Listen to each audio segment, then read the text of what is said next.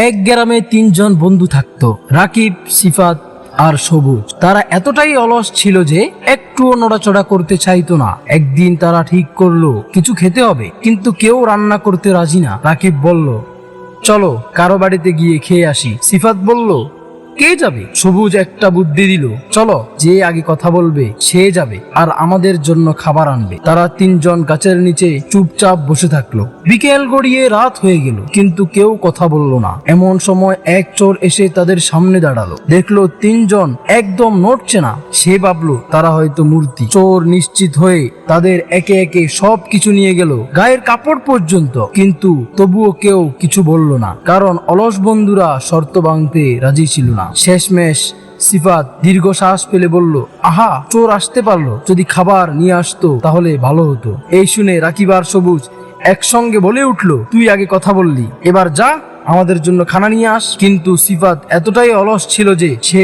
খাবার আনতে গেল না, বরং বলল, চলো সবাই আজকে ঘুমিয়ে পড়ি, কাল দেখবো। এভাবেই তিন অলস বন্ধুর দিন কাটতে থাকলো, না খেয়ে না নড়ে, শুধু অলসতাই ডুবে।